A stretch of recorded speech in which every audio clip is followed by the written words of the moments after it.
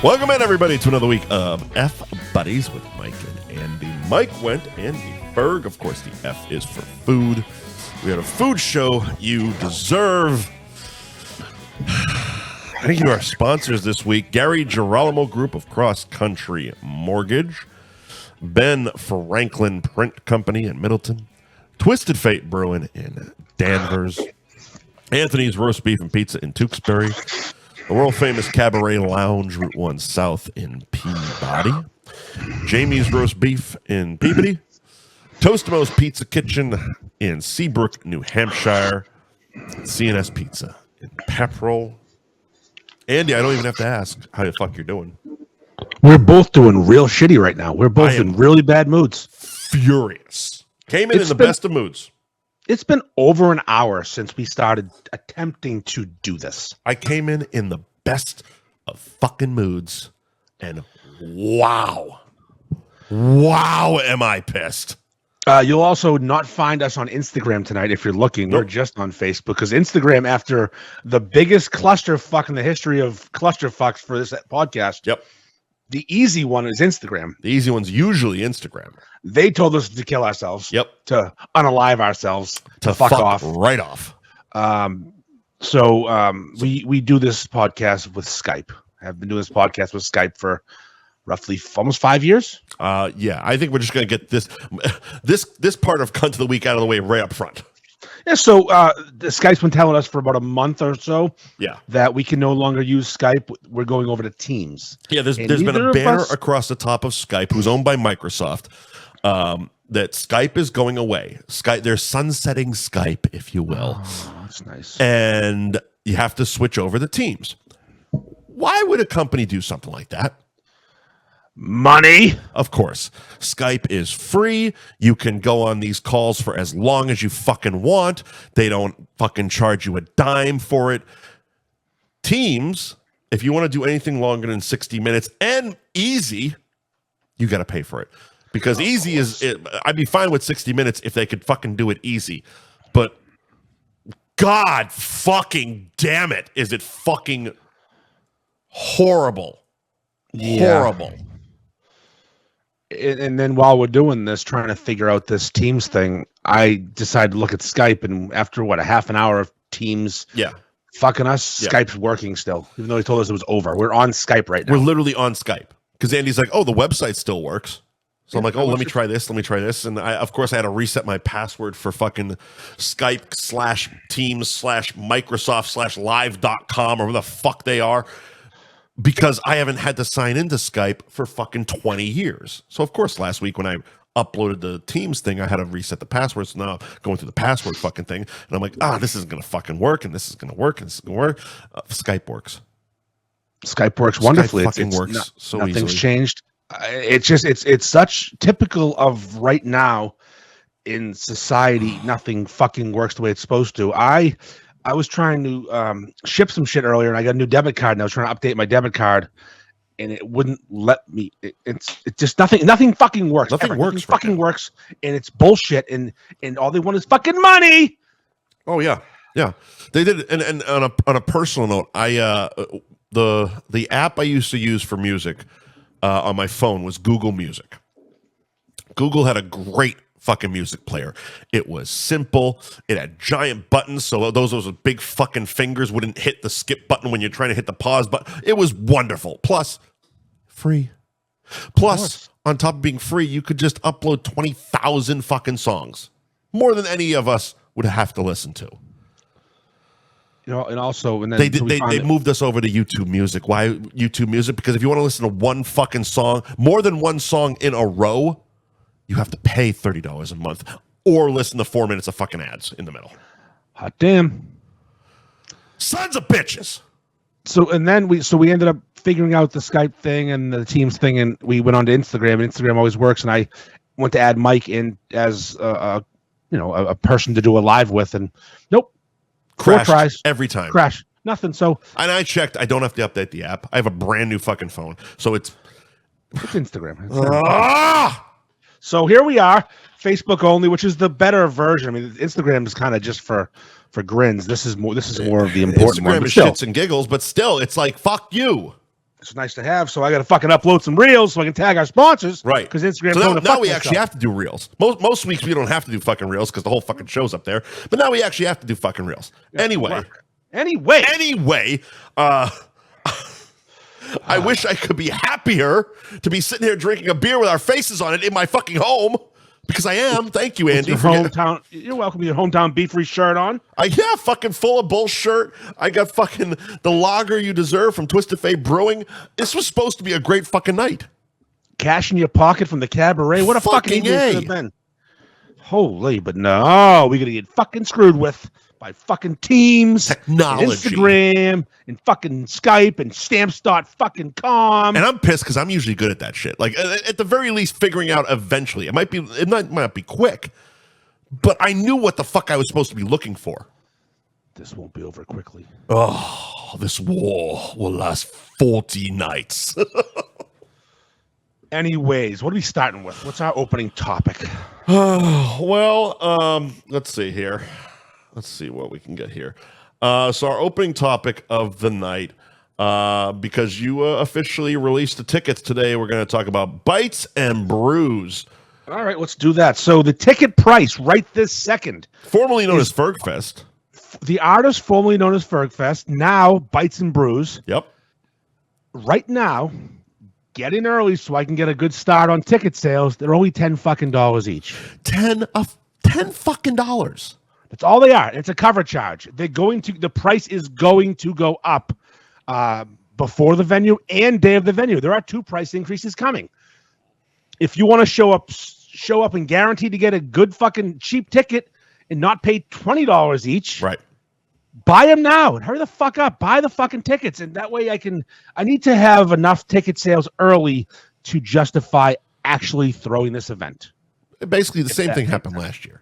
Yes, I don't want tire kickers. I want people to buy fucking tickets. Like last year was $25 because I had a much larger. My expenses were much larger last year. I pared down a couple things. You had a music act. You had a TikTok celebrity. You had T-shirts to give away. And also, I had to rent equipment and stages. Last year got expensive. You had to rent a stage. Yeah, so this year I didn't decrease the quality. I just decreased the expenses. If that makes sense. Right. So you still have 2 music acts. Yep. One returning. Yep. Brendan Hearn in the Converse outlet. Yep. Where did you find Big Old Dirty Bucket? They played the Beef Fest at Bentwater 3 years ago, or 2 years ago, whatever it was. And I happen to know one of the band members. I'm friendly with. Actually, I usually see one of the band members at this past weekend, but he wasn't there this year. You know why they were a good band? I don't remember exactly the music, but you know what I do remember? I remember the fucking mayor in a Hawaiian shirt dancing his ass off around a parking lot all fucking night to that band. That's right. So that makes them a good fucking band in my book. They gave me that core memory. They are a funk band. Yeah, they look it. They are a funk band that they play jams. They have fun. I like their old school kind of 70s logo-ish. Kind of looks like it came out of Boogie Nights or some shit.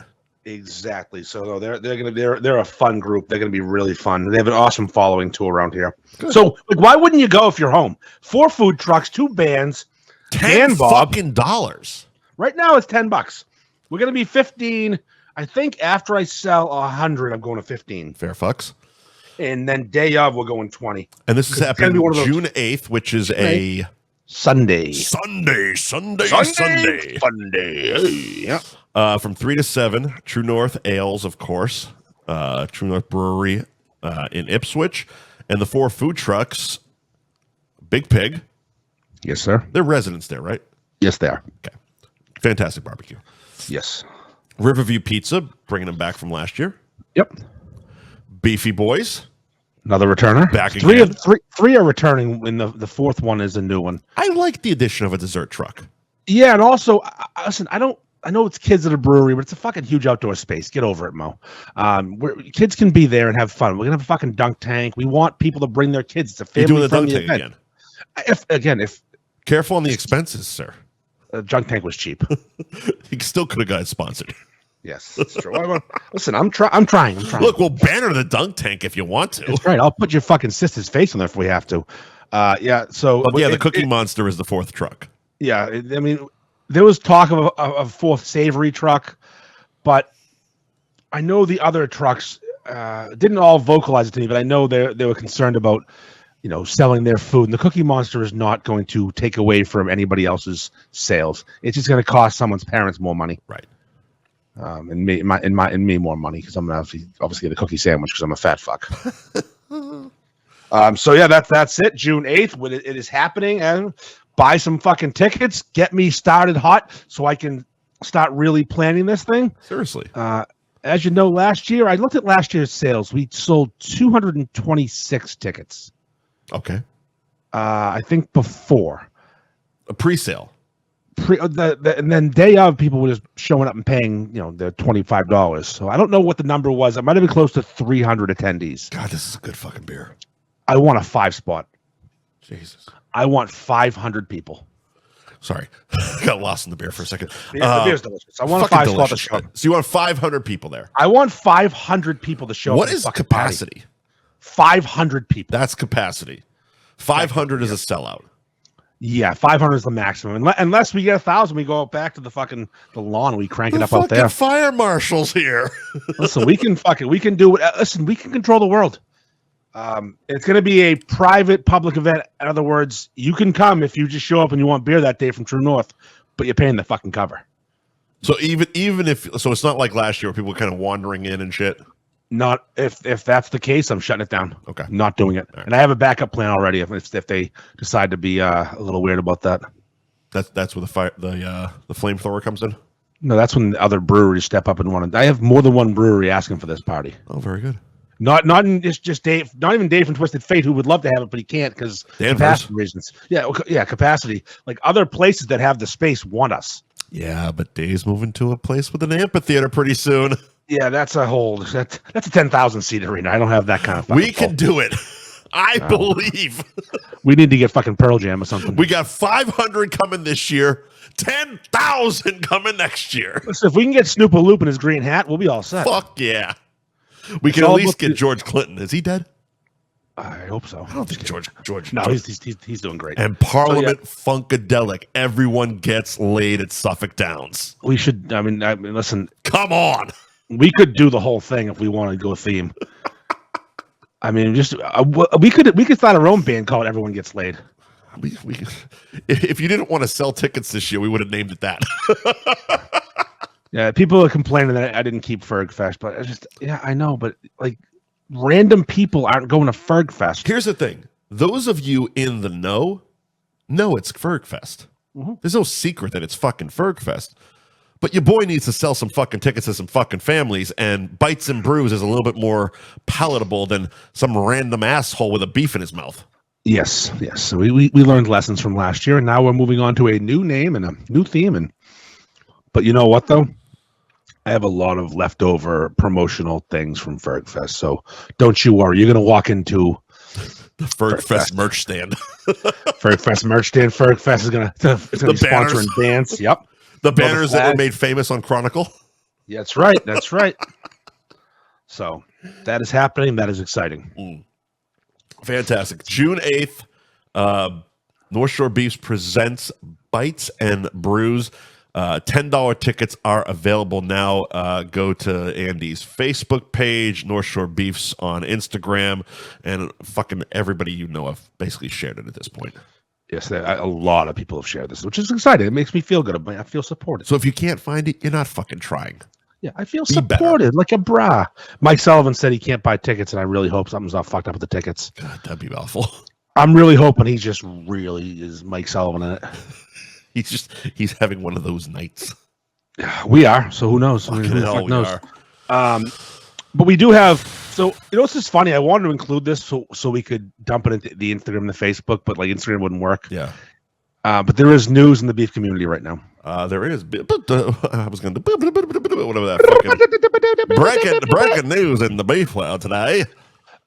So Haps in Portsmouth, New Hampshire, reached out to me a while back, letting me know that they're going to be offering up their location and all their equipment for sale. That's more information than the Post said. The Post was like, we're closing. Well, no, they are, but they're when? July 25th, I believe, was the date of their last the last their beef last we day served. from Haps. But someone has stepped up to take over the location. So basically, you're not buying Haps roast beef because Haps is a brand, and they started doing shelf-stable sauces and seasonings. That I did read. They're getting more into the grocery side of things. Yes, and whatever they're doing has caught on.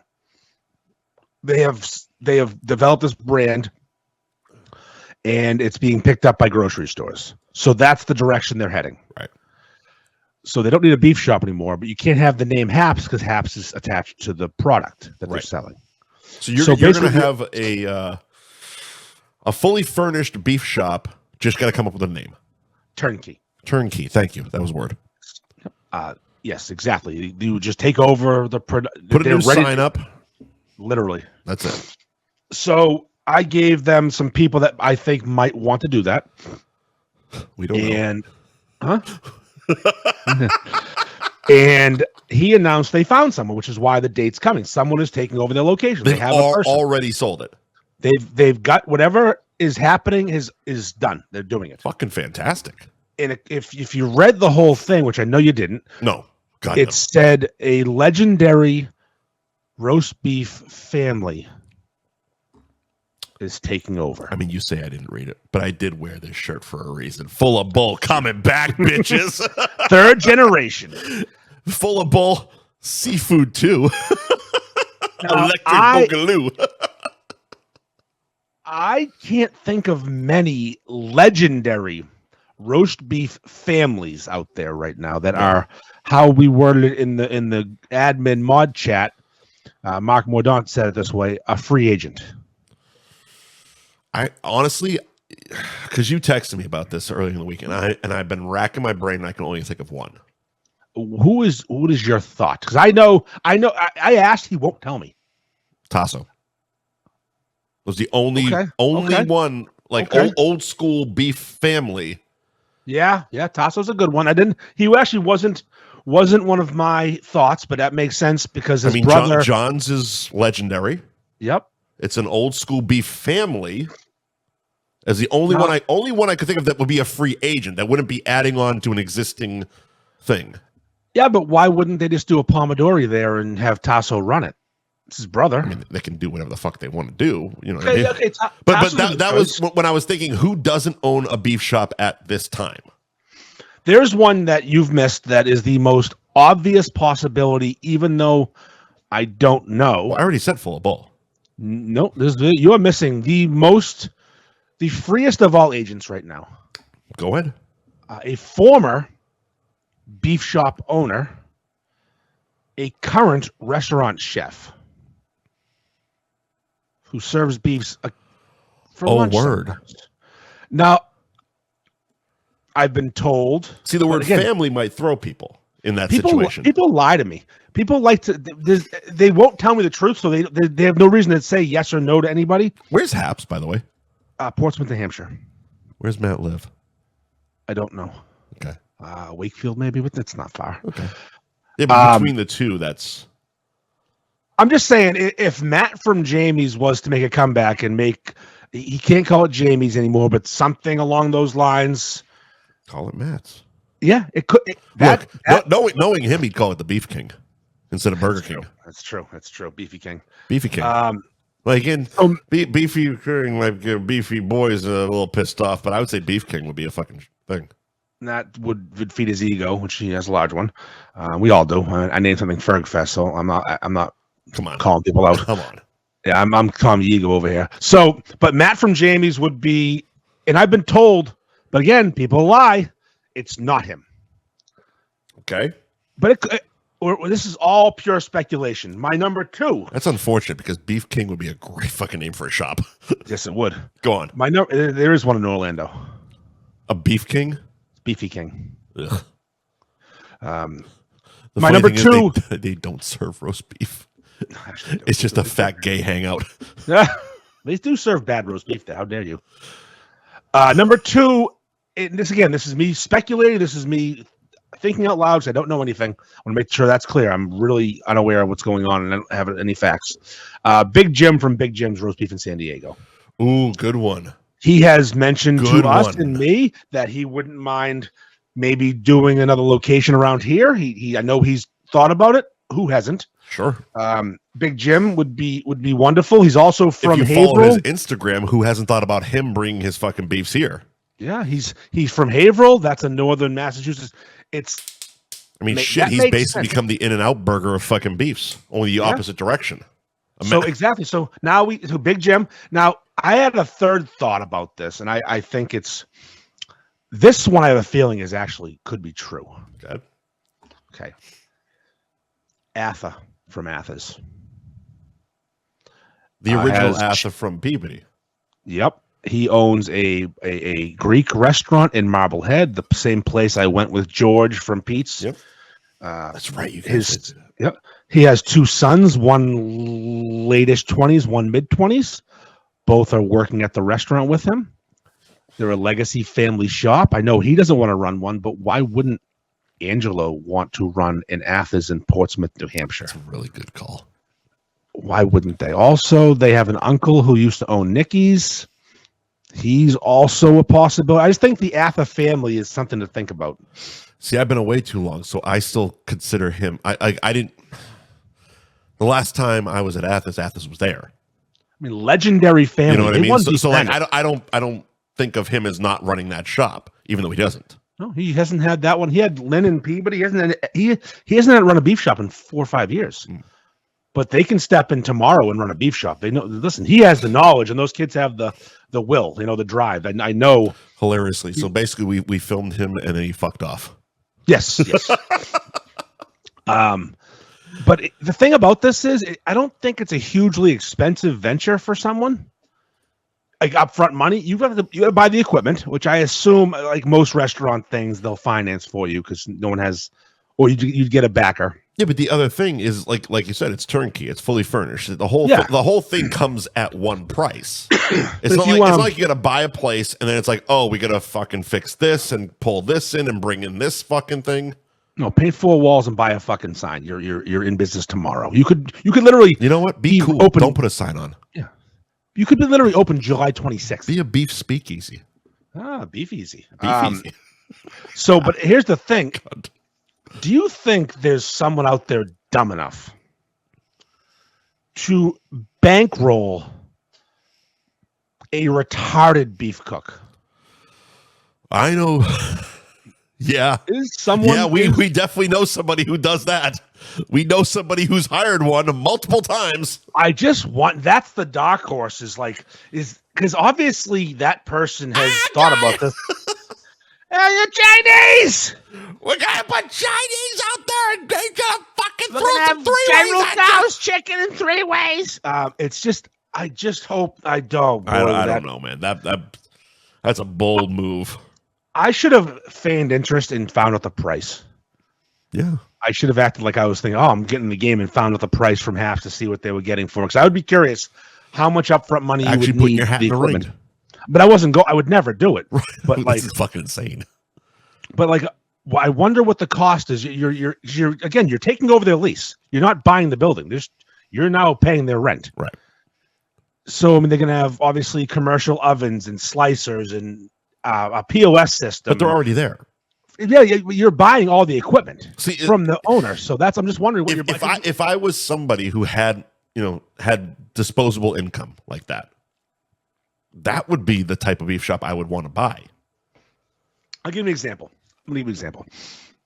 When Ted Laundy's, I don't like buying furniture. Like, you know what I mean? Like, I moved into my place. The worst thing was I had to buy all my fucking furniture. It's like, ugh. I slept on an air mattress for 2 months before I bought my bed because I just didn't want to deal with it.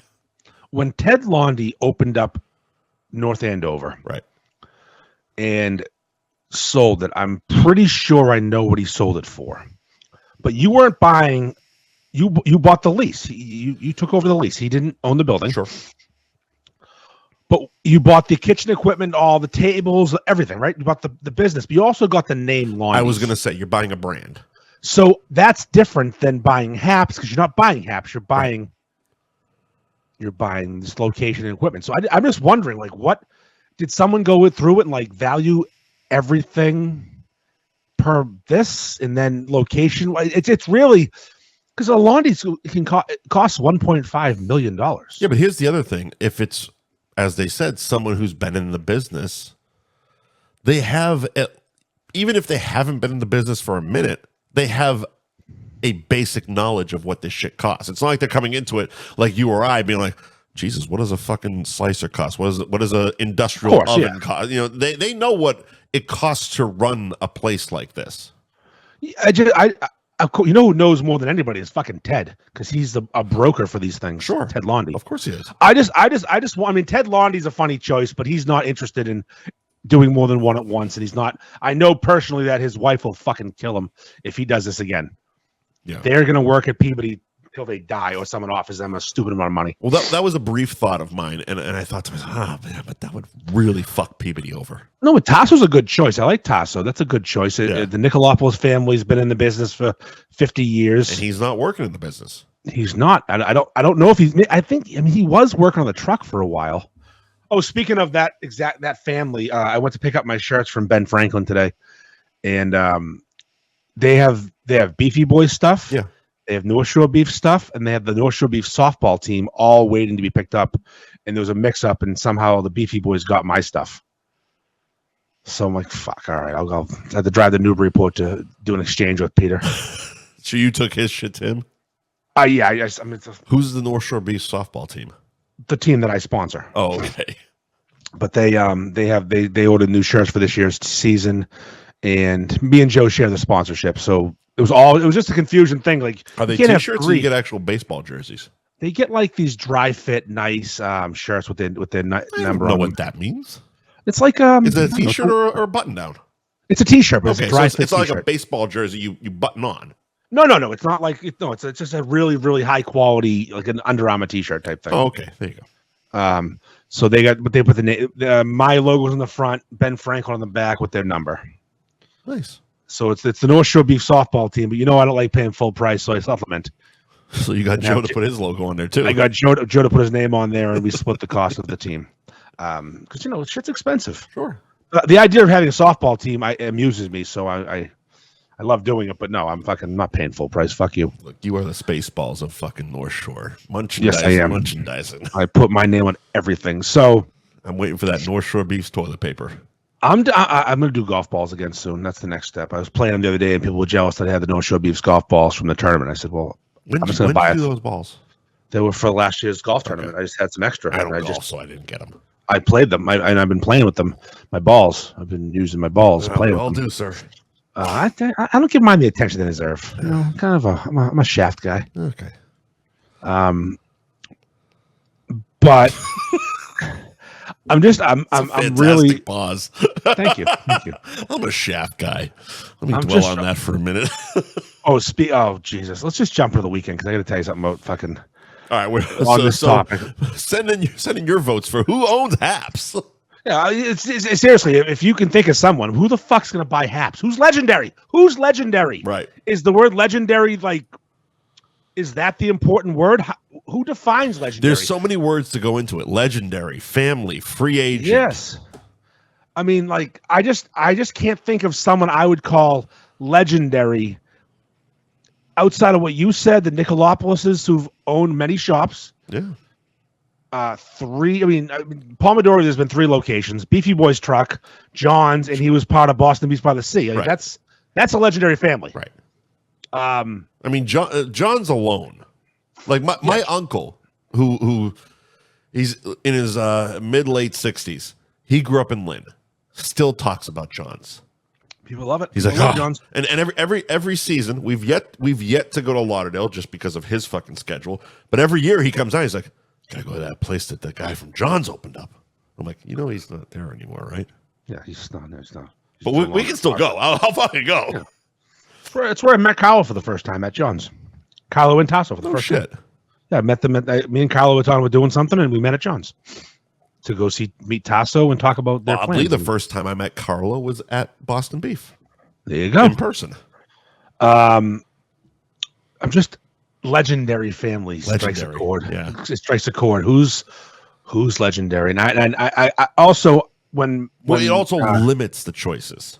When Tyler reached out to me and asked me if I had any thoughts about Tyler from Haps, the owner, I gave him 2 names. The 2 names I gave him were Matt Marquis and Big Jim. And he told me, again, he could be lying because he told me he will not tell me until it's finalized because he believes in he said karma, but that's not the right word. He's superstitious. I believe in that. Yeah. So he said it's like so I used to on one of my old podcasts, I had a phrase called "I didn't want to get trailed." So you don't announce a guest until they're already recorded, because we had scheduled Danny Trejo. We announced it, we promoted it for like a week and a half, get people to send in questions, blah blah blah, and he bricked. Yeah, and we got trailed. So exactly, he doesn't want to get trailed. So he told me what he did tell me again, but he could lie. It wasn't one of the people I suggested to him, which were Matt Marquis from Jamie's and Big Jim from Big Jim's. Again, as great as they are, you put that legendary word there. Legendary family. Like, I didn't think what you thought of it. That is so strong. And then, but again, could it be the kid from Billy's? Could it? It very well could be. It could. Is it the son from fucking Land and Sea who wants to brand? I don't know. We don't know where these people live. Could be our boy George Stotts is coming out of fucking retirement. Oh yeah, that's not a legendary family though in beef. It's a legendary family in pizza. In pizza. Pizza they are. Anyways, we don't know, but we do. Fantastic if he just flipped it. He's like, "We're serving pizza. Fuck you." Exactly. This is fucking. He hasn't a good run with beef. He hates me so much because of that. Oh boy. Yeah. He has a new spot in Danvers, and he fucking meat mugged me so hard. Does he? Well, yeah, he opened up a place. I forget what it was called. We tried it once. They lied to us about being celiac safe for my wife. Oh, shit. We asked online, literally the fucking executive chef, "Are you celiac safe? Could we come for dinner?" Yes, I can do most of the menu gluten free. Wonderful, thank you. We got there, which is like, nah. Oh, shit. So we had that one drink and tapped the fuck out. Yeah. But he was there. It was opening night. Oh, mean mugging. Even worse. He hates me. It's all right. A lot of people hate me. It's fine. I'm hateable. It's all right. It's all part of the Sorry you didn't make good beefs and people said they sucked. It's all part of the Andy Ferg experience. He is hateable. It's the gimmick. We're riding it. All right. The weekend. I just want to jump ahead a little bit because we were just talking about shafts. And Speaking of PCU, balls and shaft. Yeah, there's this a funny little thing that I get pigeonholed with, which is remember a couple of years ago, Drake shared his dick. Yeah. It got posted everywhere. And it was a massive dick. Yeah. It had an elbow. It was so big. You got in trouble for repurposing that. Yes, I did. Many times. So it became this joke in one of my group chats that Fitzy's in that I'm obsessed with Drake's dick. Aren't you though? And yes, it was fascinating. I didn't want to touch it or put it in my mouth. I just wanted to look at it for a minute. Like, wow, that thing's crazy. Good dick, compared bro. to what I have. Good dick, bro. Yeah, but compared to what it's like we're a different thing. You have that, and I have this. Is silly. How are we the same like species? Right. So, and then obviously I leaned into it, and we were talking about it on when I was on the Pole in the Cork show, and they were just making fun of me for my love of penis. I'm like, you guys can't appreciate a good dick. What's wrong with you? So you actually did the show this weekend? Yeah, I did their show Sunday. I was on their show Sunday. Okay. I didn't know if you actually did the show or if you were just there for the bet. Oh no, it was all encompassing one big thing. There was the Danny Gillis Day of Reckoning, we'll call it. Yeah. Where he lost a bet with me. You want to jump right into that? Yeah. He lost a bet with me like almost over a year ago, actually, but we haven't had a chance to get together for the. What was the bet? The idiot, Danny Gillis, the moron. The 5'10" human. Yes, the 5'10" human. He said that he was so sure. He was so sure that the Patriots were going to select Marvin Harrison Jr., which you won't know who these people are. Nope. In last year's draft with their first pick, that if they didn't, he bet me he would eat a roast beef three-way with mayo. And as you know, Danny Gillis does not eat mayonnaise. He calls it pigeon cum. he's so averse to it, it makes him visibly sick. Yeah. Physically ill. Now, the thing about this bet was I stood to lose nothing. I risked nothing. I would have been wrong. I didn't like, it wasn't like, or you do this. There was no, or you do this. Yes. Then. This wasn't a bet. No, also, the Patriots. He's short and he doesn't know how to bet. We're never going to select a wide receiver in a draft. This is a little draft talk for you. Sure. The Patriots had the 3rd pick in the draft last year. There were 3 stud quarterbacks available. We didn't have a quarterback. Right. Without a quarterback, your team stinks. Right. It was Jaden Daniels, Caleb Williams, and Drake May. We were taking one of them, whoever didn't get drafted ahead of us. So the first 3 picks in last year's draft were Caleb Williams, Jaden Daniels, Drake May. Then Marvin Harrison was drafted, I think, next or the pick after that, to a team that had a quarterback. You can't draft a guy who catches passes if you don't have someone who throws passes. It's just how it works. So then he lost the bet. Yeah. So I was doing their show. I picked up some juniors on onion rolls from Anthony's in Reading. Drove 20 minutes to Brendan Ahern's house to do the show, and I got sauce on the side so they wouldn't get ruined from the vinegar. Professional. And we put the beef in front of Danny. We went live on the page, and I'll give him credit. He dove in. Oh yeah. He didn't. I mean, for 5 years, he has been calling mayo everything he could that wasn't delicious. Hates it. It's one of those things. People who hate mayo hate it. Both my brothers and my nephew cannot eat mayo. On anything? They will get physical. They're Danny Gillis. And it's a texture thing for a lot of people. They don't like it. I don't know, but it's weird though. A lot of people who can't eat mayo can eat creamy dressings, which are just mayo. Yeah. You want to make Greek dressing? Take mayo, add some oil and vinegar to thin it out a little bit, and add some oregano. You just made fucking Greek dressing. Right. Coleslaw? My brother who won't eat mayo eats coleslaw. I find hilarious. I used to make coleslaw at a roast beef shop. Coleslaw? Yeah. I used to make coleslaw at Steve's Roast Beef in Malden. That has been closed for like 15 years. My cousin owned it, and it was just mayo and sugar and some like caraway seeds or celery seeds. That's coleslaw dressing. He ate it. He didn't swallow it. He couldn't. Danny couldn't do it. He ran off. He ran off. He couldn't. He puked it up. He couldn't get it down his gullet. He spit into a bag. He cried. He did cry. Man, a grown man. I don't have that picture, but he did cry. Tears coming down his face, talking about, I couldn't do it. Just I couldn't do it. I'm fucking crying. Now it was wonderful. Now I know this was you went live on video on the beef group. Was this on their show? Not part of the episode. They did it as a reel. So you can't find it on the actual Pulling the Cork episode, but you can find it at Pulling the Cork on Gram. Or just go to my fucking Instagram. I'm a collaborator on the reel. Well, somebody asked what the podcast was. I was trying to give him a plug. No, North Shore Beefs. North Shore Beefs on Instagram. Pulling the Cork. Pulling the Cork. Pulling the Cork. Fitzy. Pulling the Cork. And it's all part of a big collaboration game. Yeah. It was not on the show. It was before the show. Right. Pre-show. I love how happy you look as he's retching in horror. Oh, it made me so happy. Honestly, such a good picture. I am. I'm looking like the biggest asshole. Like, fuck you, idiot. I don't know. I can't. If you don't have an actual fucking allergy to the food, that type of visceral reaction to food, it escapes me. It really escapes me. I can't put my finger on it. Like, I don't get it. No, neither can I. I can eat. I don't like. I think olives are gross. Yeah, exactly. There's food I don't like, and olives actually happen to be one of mine too. I don't want olives near my mouth. But if there's olives on nachos and I eat an olive, I'm not like vomiting and retching in horror and screaming like a fucking girl and crying. I'm mad because I hate that flavor. I'm like, is there fucking there's fucking olives on these nachos. All right, fine, whatever. But you know what? Also, I'm not someone who picks the olives off. I'll power through that shit and just eat it. Oh no, I'm a picker. I'm a picker offer. I'm not.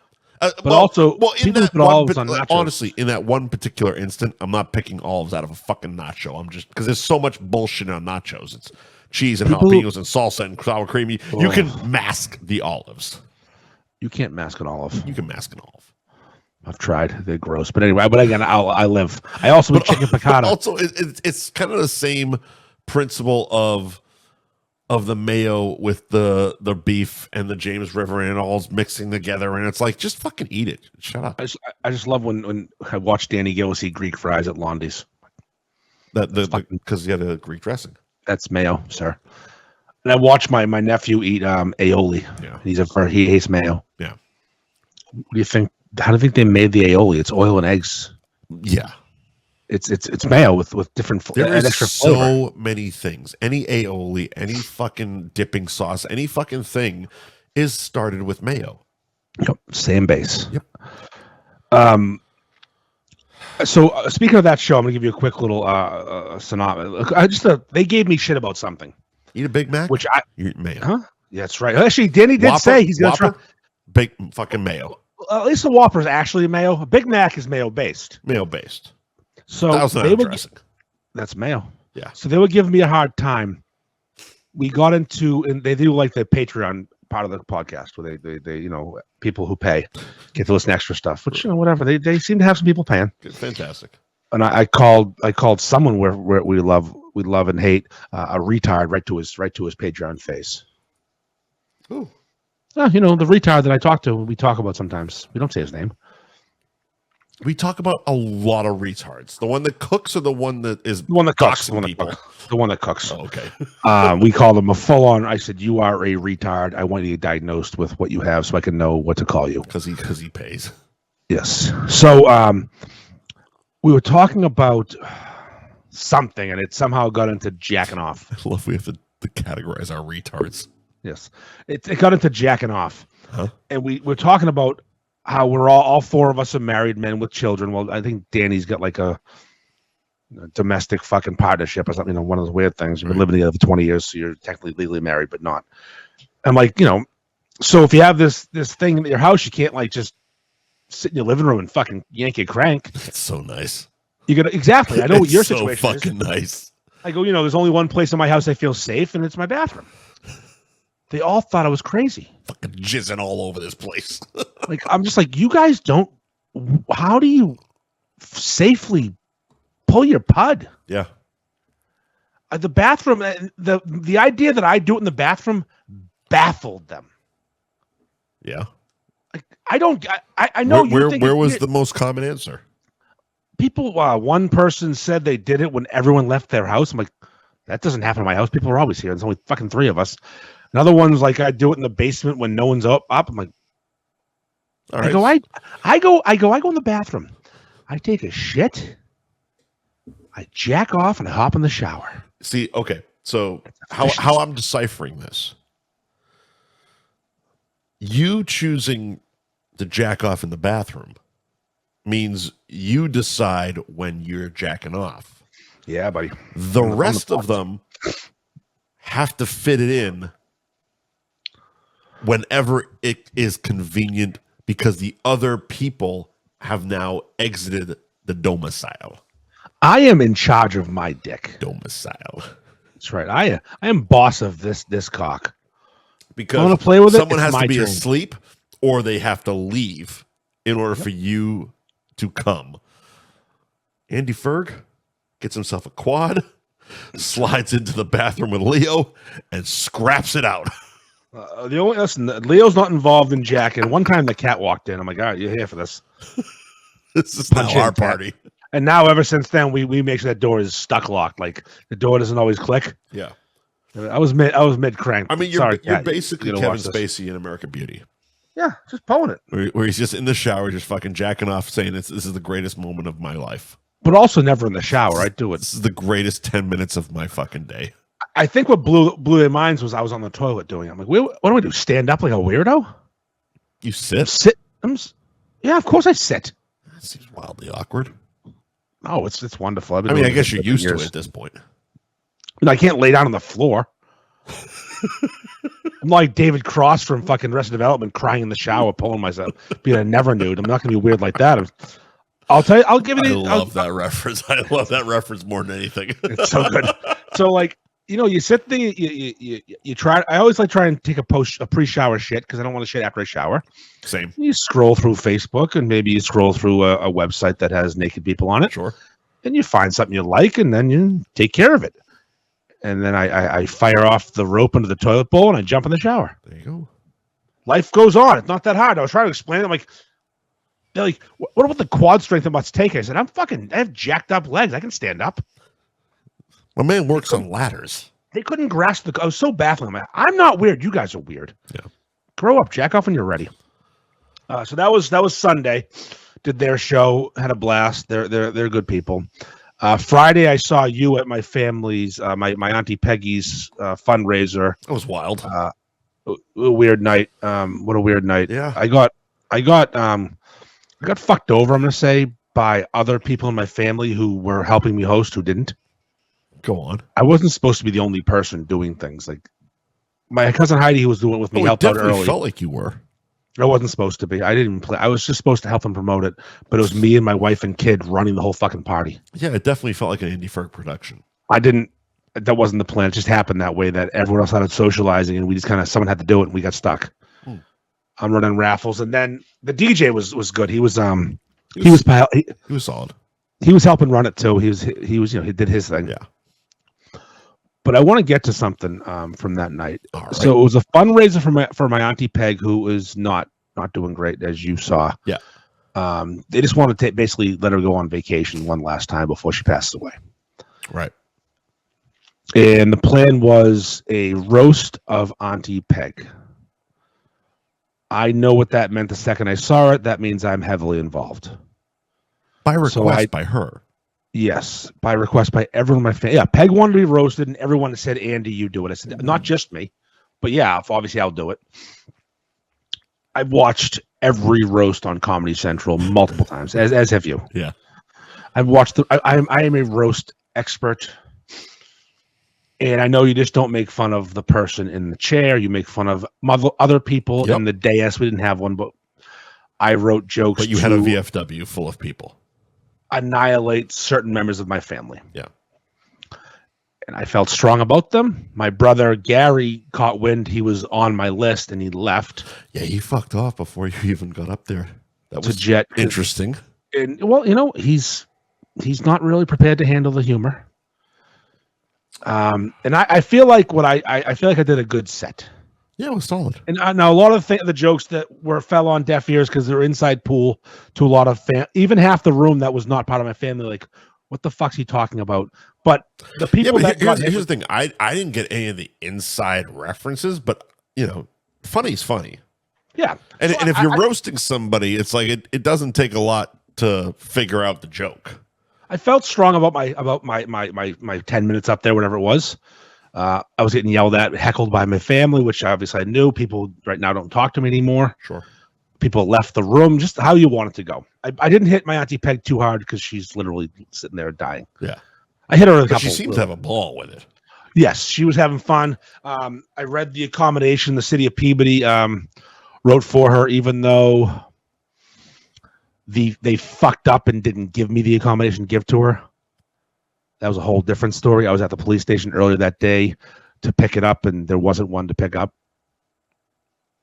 They forgot to make it, and there was no one there that could make it. I was waiting for the reason. I was hoping it wasn't they just forgot. Yeah, I was talking. He's a relative of mine, too.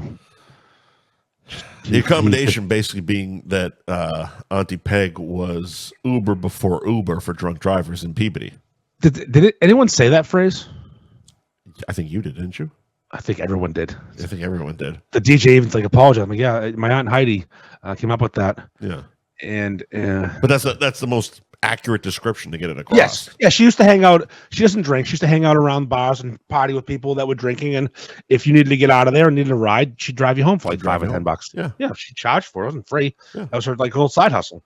So I come off the thing feeling triumphant, feeling like I did a good job roasting my cousin Corey, my aunts. Right. The Bob Seger's birthday joke, which is Bob Seger's birthday today.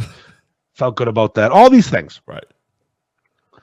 Then it's the DJ's like, anyone else want to say something? A roast Auntie Peg? I'm like, oh, here we go. Someone else is going to do it.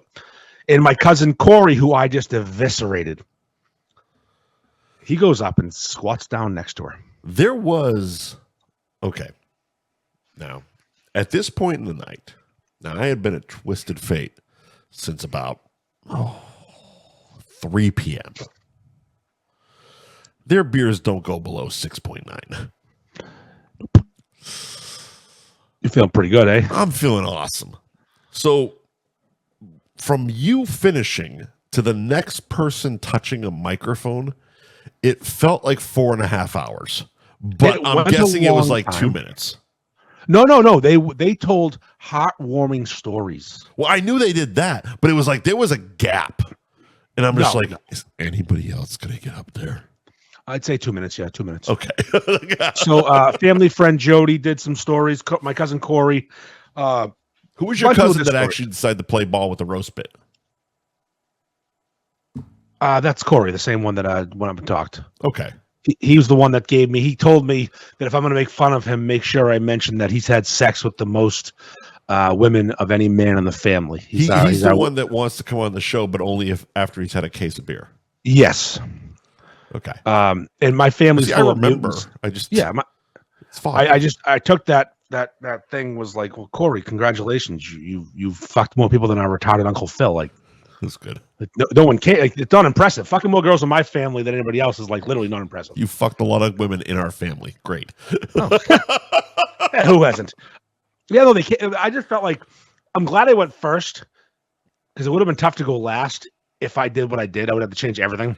But me going up first, because besides you and your cousin, it was all like very touching.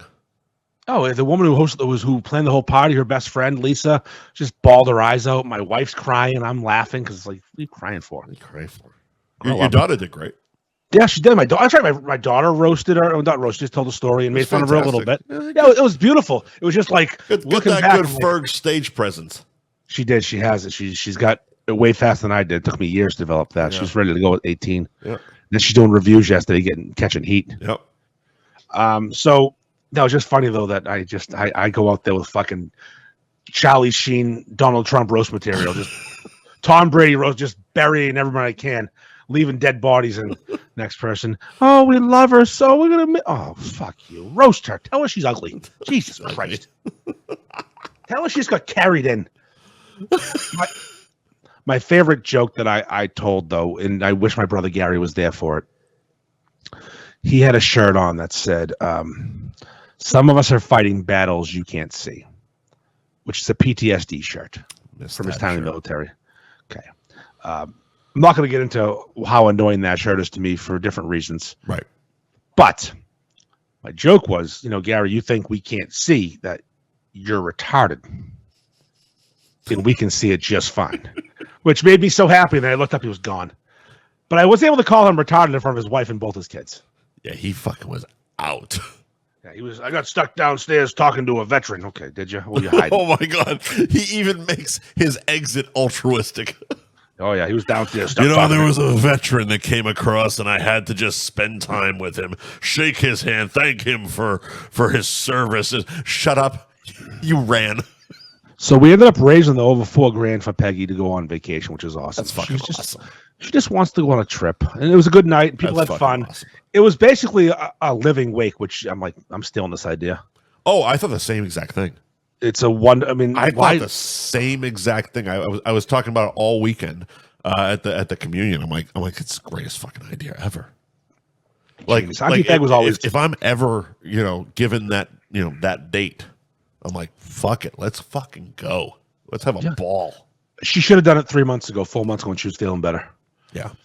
But no, it was a good, successful night. I worked my ass off. What I did do to get myself out of the aggravation of working so hard is I fucked off before the cleanup time started.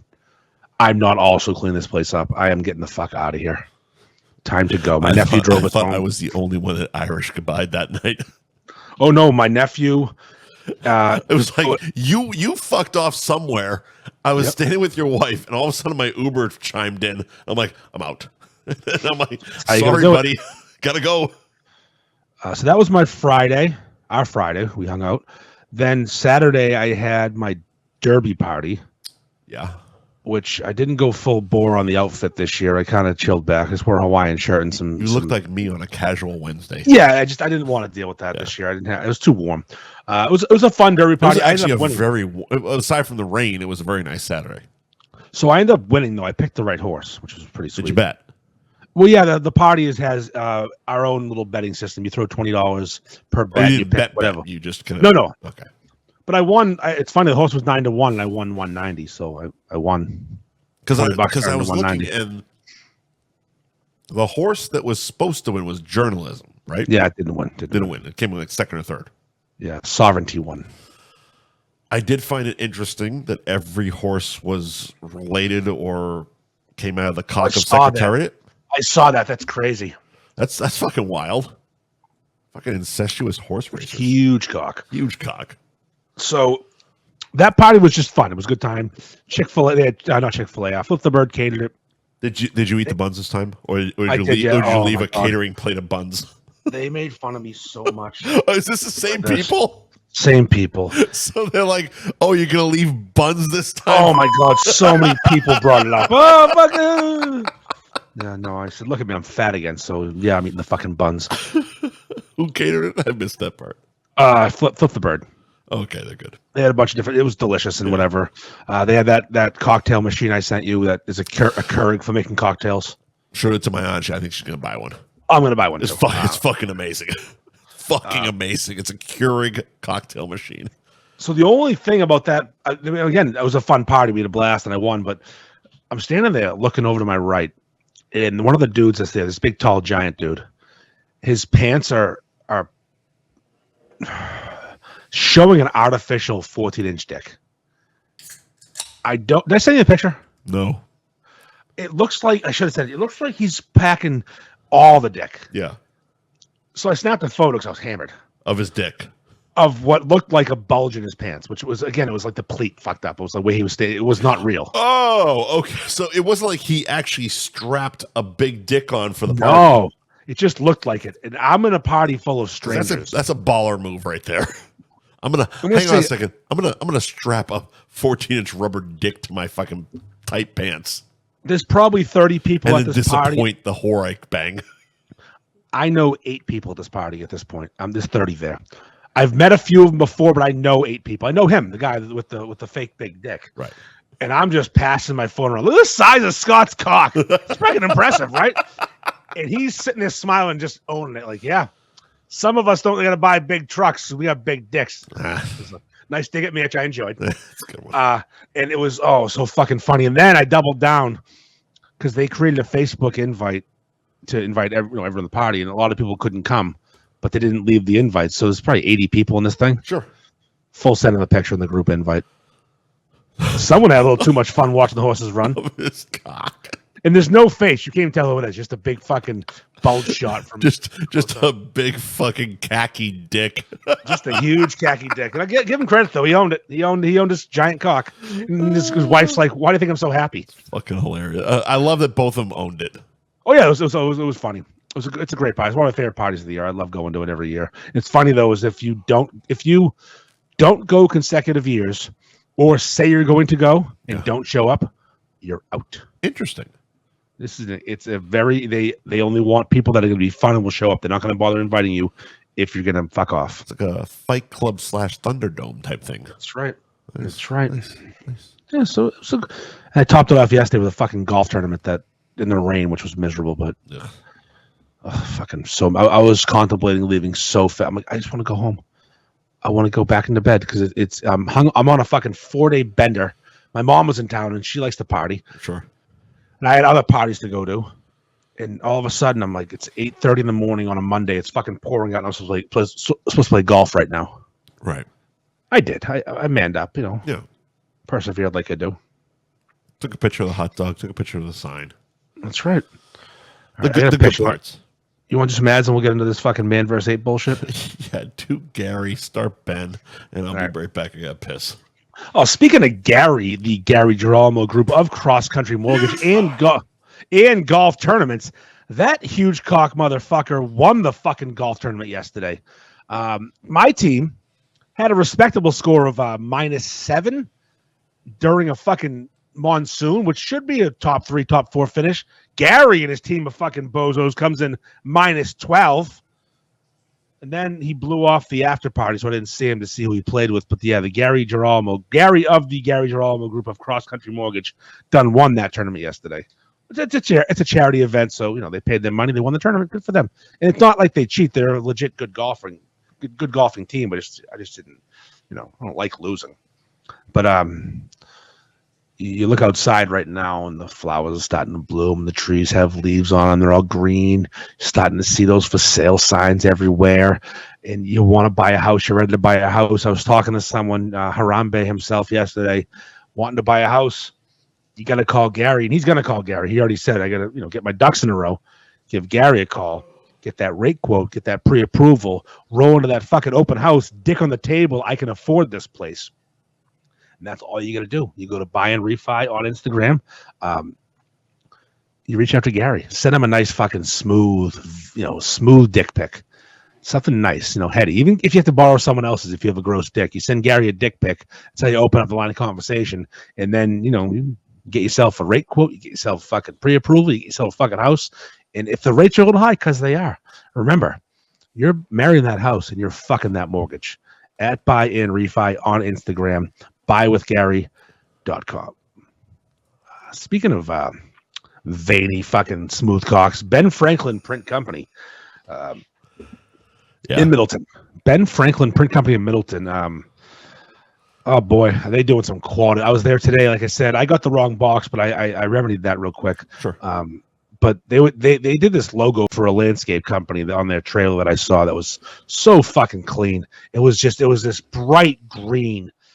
Hopped off the trailer, and I was like, "Wow, that's it really caught my eye." I asked, I said, "Who did this?" And Joe's like, "Oh, Ralph designed it. Ralph's his right hand man doing some graphic design. Ralph designed the logo for this company, and then they put it on their trailer. So they're a full service shop. They also did QR codes for my work. Yeah, we're gonna slap on our trailers tomorrow, which will scan to the link tree, to our website, to our email, so you can hire me. Like it's just, and it was so cheap. It's such an easy idea to put a QR code on something, right? And it was so inexpensive. Like, why the fuck didn't we do this years ago? Why didn't I think of this? Well, it didn't exist years ago. It's true, but like we were doing a job the other day. I saw a QR code. Loves QR codes. I do too. I set up a link. So I set up a link tree for my company, which includes the website, the Instagram, the Facebook, right, the email, and the phone number. Linktree generated a QR code for us. I sent it to the office. Joe put my logo in the middle, printed out 8 of them for us to stick on our trailers. The logo in the middle of the QR code is kind of clutch. Yeah, and it's gonna look fucking awesome. And I can't wait to drive around. I'm slapping my trailers tomorrow. And now people who drive by our job and say, "Oh, can I get a business card?" No, scan that. Use everything you possibly. All your wildest dreams will come true if you scan that QR code. So we got those set up. And no, Joe's the man. He'll be heavily involved in Bites and Brews. Of course. That man will do lots of things, and we'll get that going. So I'm going to go piss now. You finish that ad and do more. 177 North Main Street in Middleton. It's Ben Franklin Print Company. BenFranklinPrintCo.com is the website. If you mention F Buddies, you get 10% off your first order. You can follow him on Instagram at BenFranklin_PrintCo. I ain't get a Twisted Fate Brewing in Danvers. I had the always the pleasure of stopping by Twisted Fate whenever I'm in town. I had a few minutes. I had a suit debacle with Men's Warehouse. They happened to have one on 114 while I was down there. I'm like, fuck it. After that shit I just dealt with, I am going and I am hanging at Twisted Fate for a few hours, which I did. Drank their newest beer, Babe Brew, New England Hazy IPA. It was fucking delicious. It's one of those things. It's like every time I have one of Twisted Fate's beers, I'm like, oh, it's fucking delicious. But it really is. They do not miss. They have not missed. And they continue to just put out some of the best fucking beer in New England. You can hit their website, twistedfatebrewing.com. Click on Find Our Beer to find out where Twisted Fate is being poured in bars, where they're being sold in liquor stores. And you can hit their gram at Twisted Fate Brewing for taproom hours. Of course, Route 114 in Danvers. That's 120 Andover Street in Danvers. Babe Brew I had this week for the first time. Having one right now. You've been drinking them. Yeah, it's fucking delicious. He doesn't miss. He hasn't missed. That's in exactly what I just said. I'm so glad you sat down and said that exact quote, because that's exactly what I just said. It's one thing for us to just pimp a sponsor, but it's like every fucking time I go and have a beer and I'm like, I sit down, I'm like, what's new? Like this one. I'm like, okay, fine, let's do it. It's fucking delicious. And it's not like he's got one of those. I know he has a base recipe, obviously, but some of these breweries around here, they just take the same beer and rename it pretty much. They change one little hop, new beer. Right. These beers are distinctive. Like his third anniversary beer has like this, whatever. I'm not a beer nerd when it comes to like know what the fuck's going on inside. I know if I like it or I don't. Right. It's got this fucking thing that catches you in the back. You like your.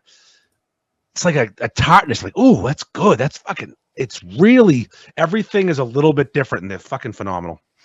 Also, they're catching heat right now from some asshole who's mad that they did a Pride night.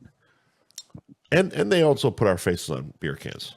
They do, but they don't. Yeah, so you swung by there during the news was there. I heard that was a story of the bartenders while I was sitting there, and they're like, oh yeah, Andy came by and the news was here because they were doing the Pride night.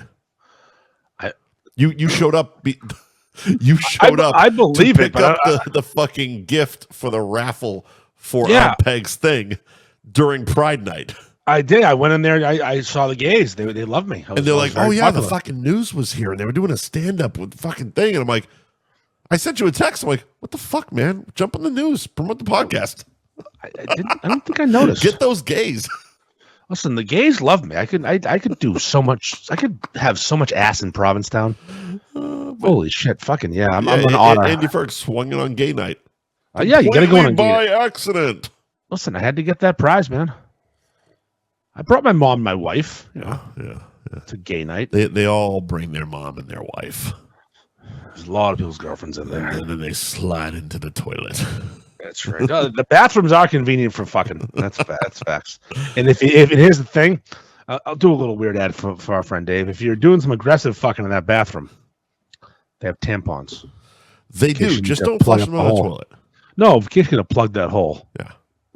You know, if you do a little raw dogging on a hot twink. Sure. You know, you open them up like a fucking can of corn. Can of corn. You shove that fucking little tampon in there, boom, plugged up, cauterize that wound. Back to work, Sonny Jim. Cauterize that wound. Get back out there, kid. You'll be fine in a couple of days. Who's next? Oh shit. But yeah, go to at Twisted Fate Brewing on Instagram for taproom hours and the events coming up. Thank you to Anthony's Roast Beef and Pizza in Tewksbury, 1921 Main Street in Tewksbury. Anthony'sTewksbury.com is the website where you can order online, sign up for the loyalty rewards, get some gift cards, and of course, check out the Graham ARB Tewksbury.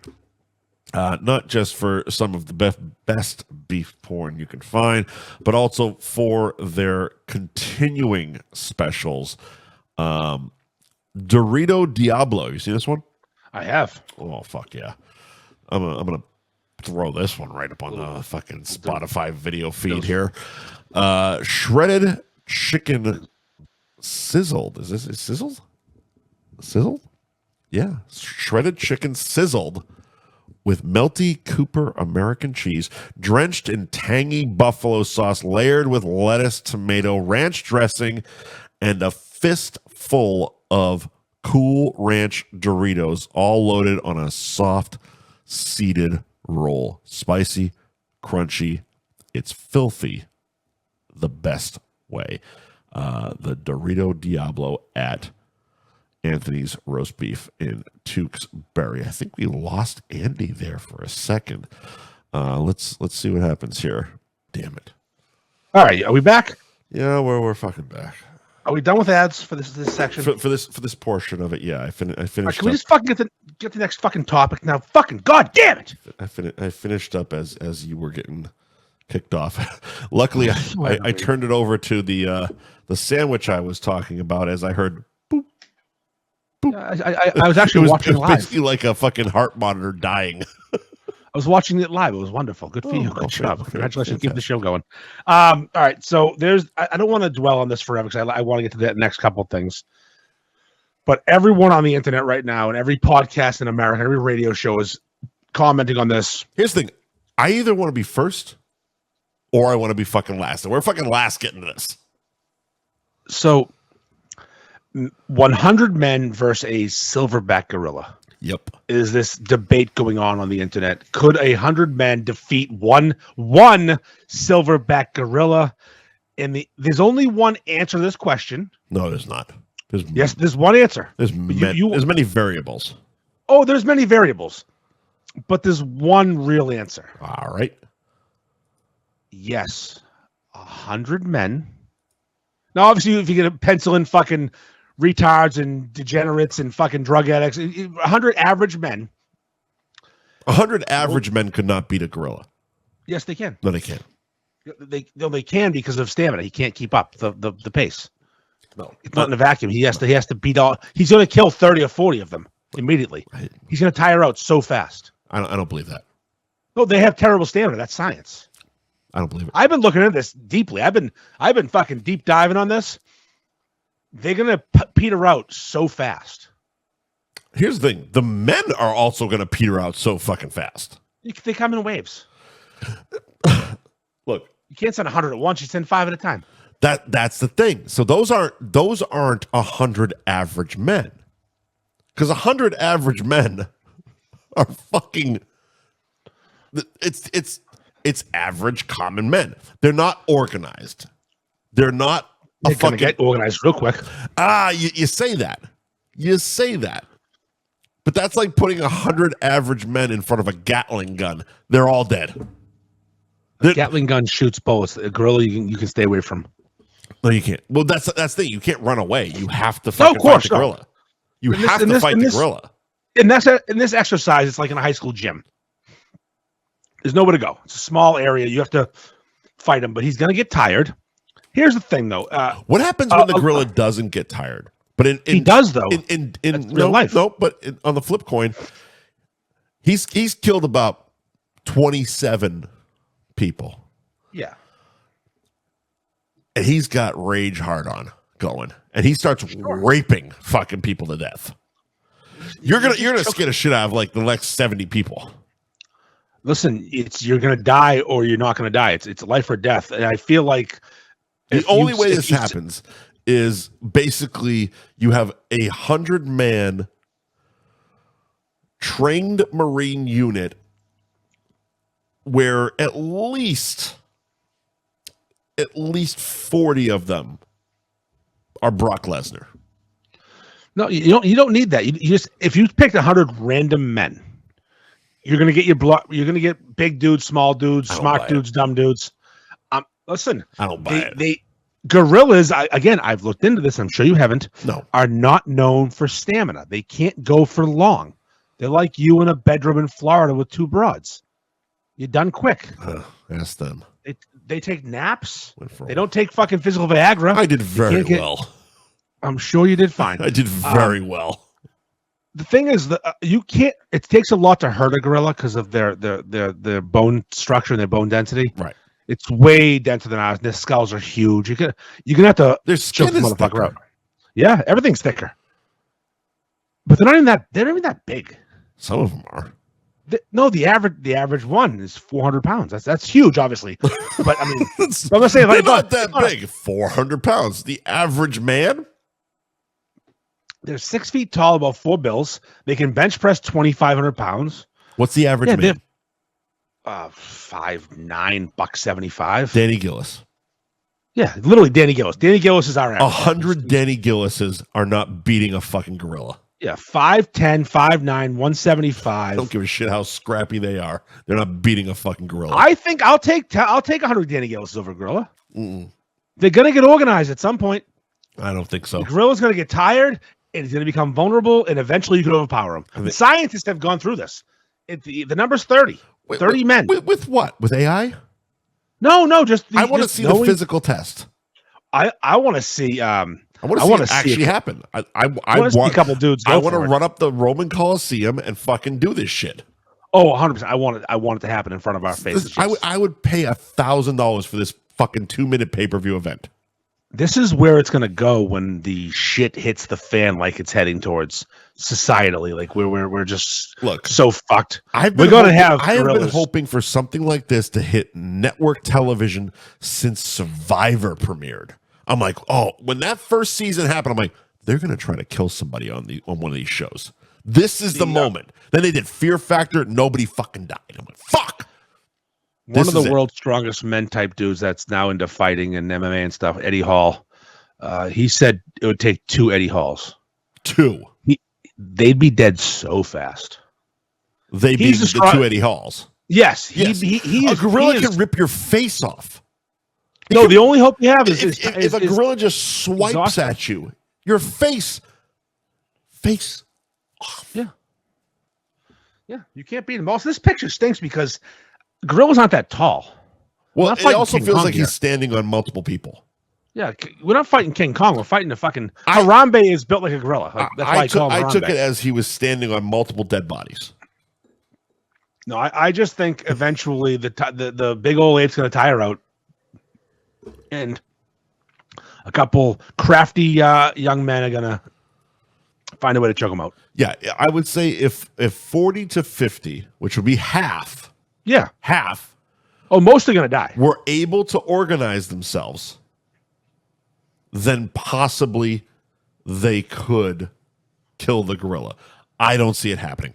My money all day would be on the gorilla. I'm team man. Yeah, I'm absolutely not. Well, the two of us are different. You are who you are, and I am who I think I am. Yeah, I'm not racist. I bet I'm black. Speaking of, now let's do it. All right, this is the draft we're gonna do. All right, so top five. What we would categorize as, for lack of a better term, in the hood movies. Mm-hmm. Let's see. Top 5 in the hood movies. Let's see. I'm going to write this down so I can post later and watch you get eviscerated. So and as you know, I've sent you that message. You're a fucking nerd. No, I've almost accepted, because when I started my top 5 was very, I don't know, what I would call the popular choices. And then my brain keeps moving, and my honorable mentions keep building. And I'm like, fuck, that is. And then my brain starts going because in the hood movies, for most of us, especially of our generation, started with Boys in the Hood. Sure did. Is it on your list? Yes, sir. It's on my list. So we're just going to knock that one right off. BITH is making it. Yep. Boys in the Hood. Hence the name. It's given itself a genre going forward. But my brain started rolling back, like, oh, where did these movies really start? And it started going back to the blaxploitation movies of the 70s. And I'm like, well, then I start subcategorizing all those fucking movies. Like, well, that one really wasn't about the neighborhoods, the community. It was more pimps and hoes. It was more women in chains. It was more just black fucking flesh on the white markets and all that stuff. It was all kinds of weird shit. So I had to start fucking categorizing it. And when I got down to it, I'm like, okay, I've accepted defeat in the comments based on what I'm going to pick here. All right, well, just spit out a fuck. What are you Go ahead. Boys in the Hood is already off the table. You go first. So both of us, that's one of our top 5. We both have that. Yeah. 8 Mile. Good one. I love that movie, and I didn't want to be that guy who just picked black movies because that's a legit hood So movie. you wanted to be the white guy to pick the white movie. Fantastic. Way right. to be a As racist. An adult man. That's right. 8 Mile was my number 2. The first in the hood movie picked by Andy Ferg. No, Boys in the Hood was movie. picked. No, Boys in the Hood was the first pick, know, but we already explained it. 8 Mile is a great movie, and it's my first pick, I guess. Fantastic choice.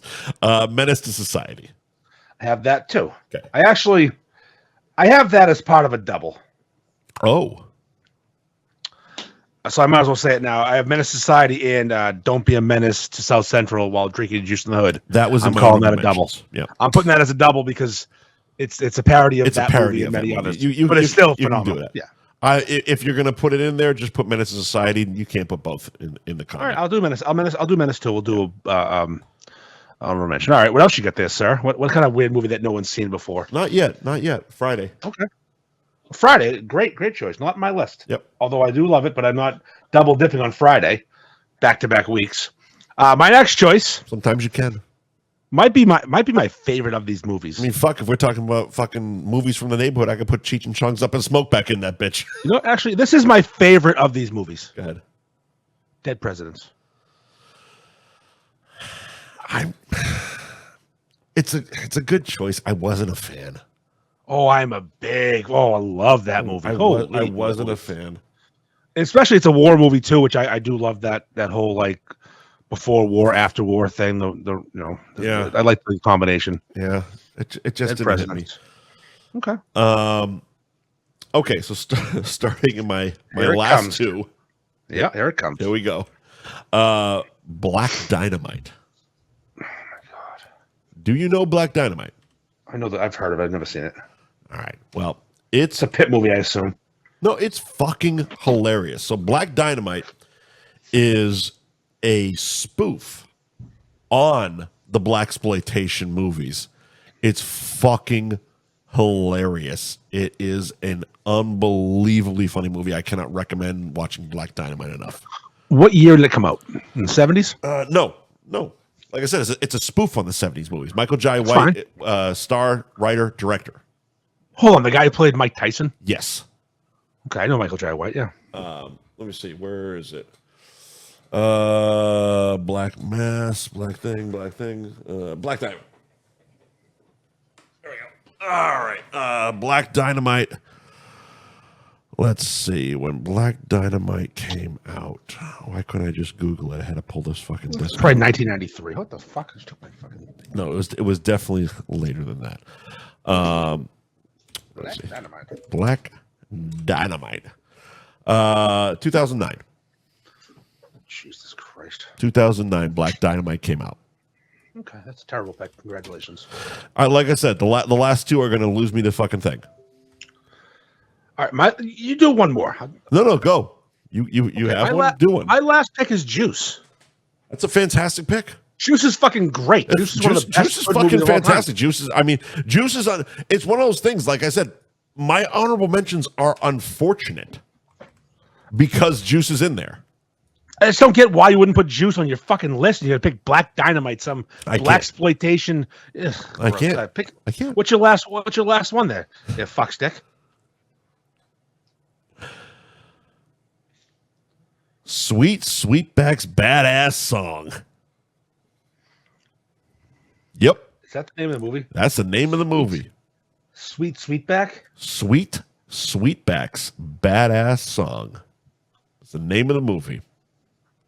I don't even want to hear about it. I'm not going to tell you about it. I don't know what the fuck's going on. I feel like I'm being punked right now. Sweet Sweetback's Badass Song is your 5th pick when you could have had Dead Presidents, Juice, 8 Mile, Don't Be a Menace, or 1,000 other movies that are phenomenal from this genre. Yep. You could have picked Straight Outta Compton. Great movie. I thought about it. I couldn't pick it. I'm going to give you my favorite honorable mention. It probably should have been on my list, but I didn't think of it till just now. Go on. It's a movie called The Wanderers. We've talked about that. Yes, we have. That is a hood movie. It's about the Italians. And no, there's blacks too. Plenty of blacks. It's more of a white hood movie.